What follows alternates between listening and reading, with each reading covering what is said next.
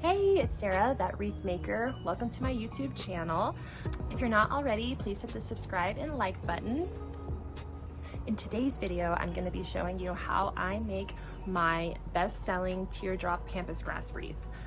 This wreath is so beautiful. It's good year-round, perfect for neutral home decor lovers, boho, minimalist. This is the wreath for you.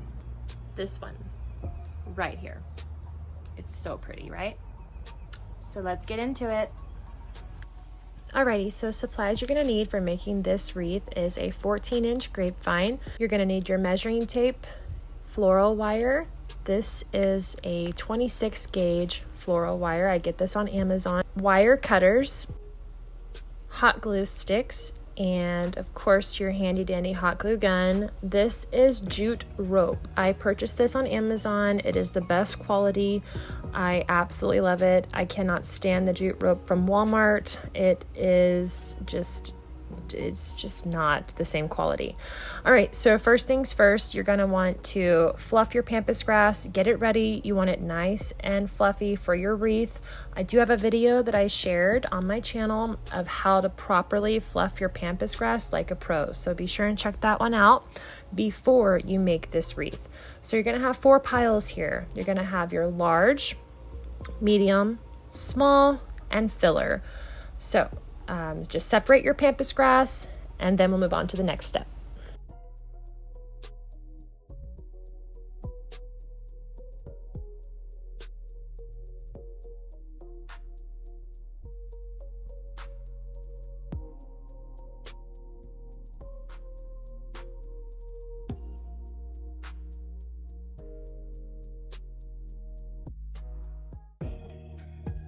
Okay, once your pampas grass is split up in your piles, you're going to want to clean up that grapevine. I always find that the grapevines from Hobby Lobby are much more messy than the ones from Michael's. This one is from Hobby Lobby, and as you can see on this grapevine, there's this annoying little metal price tag. They have this little metal ring on there. The trick to getting this off without damaging your grapevine, I did speed that up, so if you want to go back and watch it again, you twist the wire cutters, not the grapevine. So hold the grapevine still, twist the cutters, and then that baby just removes off super easily.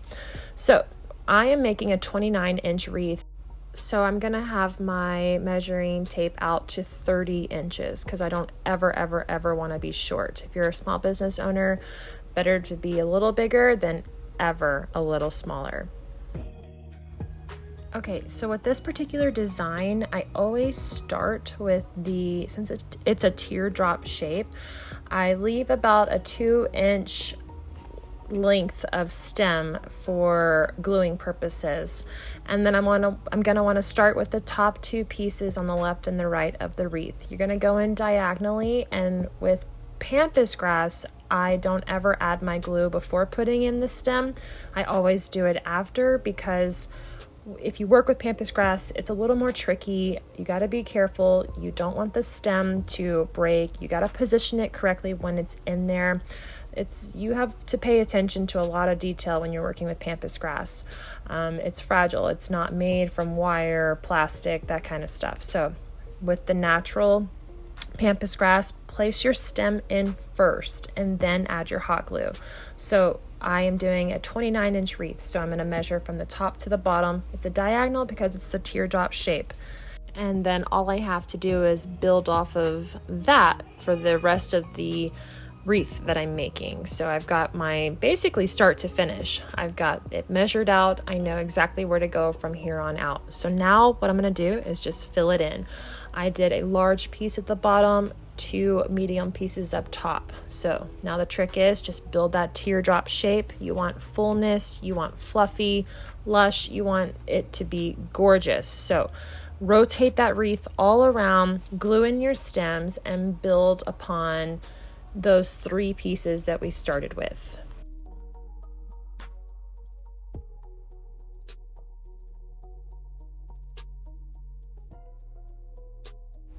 Usually once I get my first 3 pieces in, what I like to do is go ahead and go in and fill in the inner circle.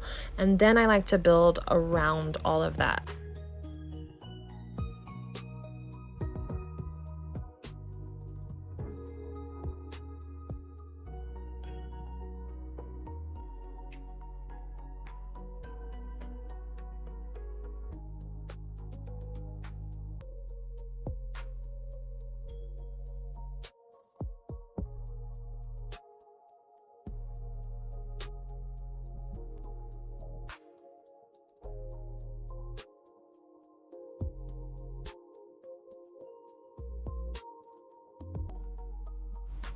I like to rotate from left to right. As you can see, I really want a symmetrical, just even shape on the left side and the right side, making a perfect teardrop. I'm pretty precise about this, and you really can't go wrong, just making it even on each side, but put in that pampas grass wherever you'd like. Honestly, the fluffier the better. For this particular wreath design, I use 60 to 80 stems. This one here, I fluffed out 3 boxes, but I already had some pampas grass left over from other designs that I've made. And so truly, this is about, I would say, about 75 stems here that I'm working with on this particular wreath.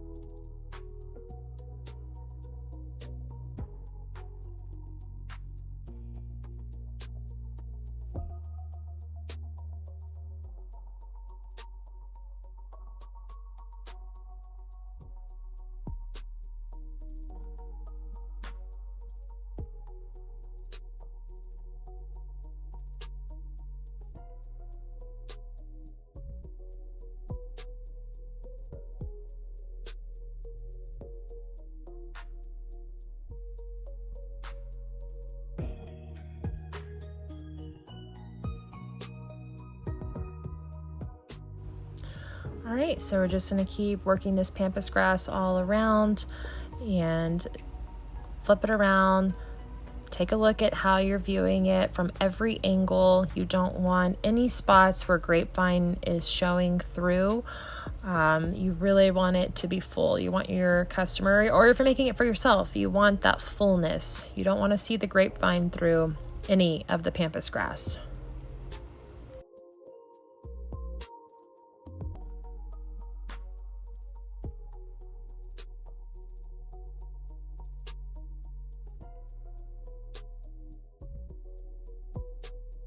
With that being said, I always look at both sides of the wreath. So flip that wreath over and build your teardrop shape from the back. This is where your filler pile is going to come in handy. So obviously the back pieces aren't as important as the front pieces. So flip it over, look at what you've got, and fill in the rest with some of your filler pieces, and you get that full effect. Of course, because they're not as pretty as the other ones, they're not in direct sight. They're just behind them, backing them up, making them even more fluffy, full, and pleasing to the eye.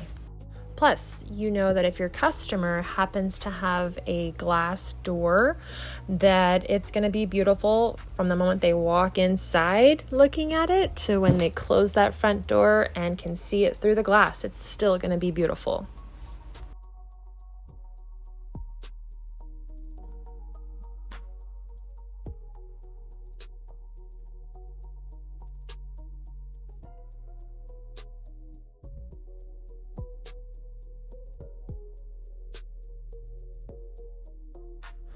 Once you see and feel like you have a nice full shape, go ahead and flip it over and look at it from the front now. Shake it out. Don't be afraid. You've already done the fluffing of your pampas grass. Nothing should really be shedding off at this point. Maybe a little bit here and there, but don't be afraid to shake that out. It really helps you get the full effect as well, because once the wreath is hanging up on someone's door, it's going to be exposed to weather conditions, winds, that kind of stuff. So you want to make sure, no matter what, that you don't have any spots that are missing pampas grass.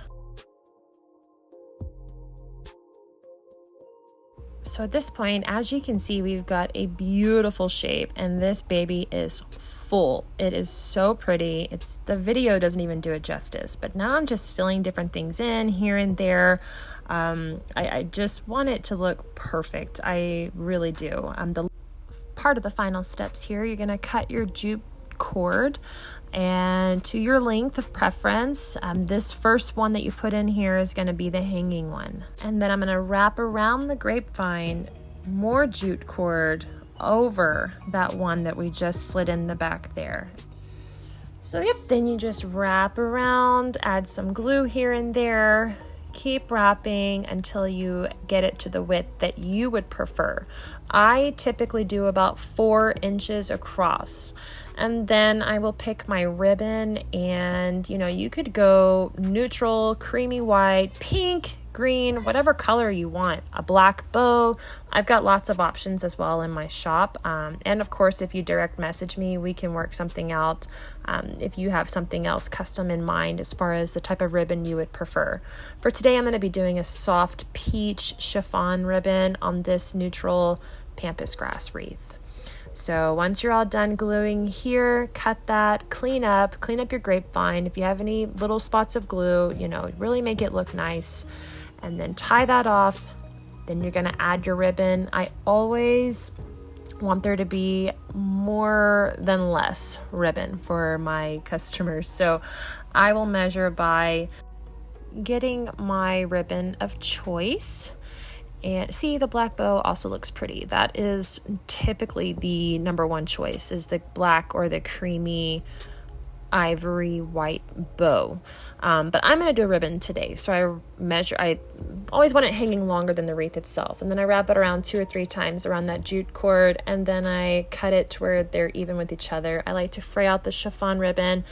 And look at that. I mean, how beautiful and really full this real pampas grass wreath. I just love it. It's so beautiful. There's a reason why it's one of my best sellers. Let's take a look at this wreath backed up on a black door instead of a white background, because really you could do either and both are beautiful. So here it is against a black farmhouse door. It's just so beautiful and perfect for any occasion, any time of the year. I just love it. Alrighty, there you have it. That is my best-selling real teardrop pampas grass wreath. I hope that you enjoyed this video. I hope that it helped you.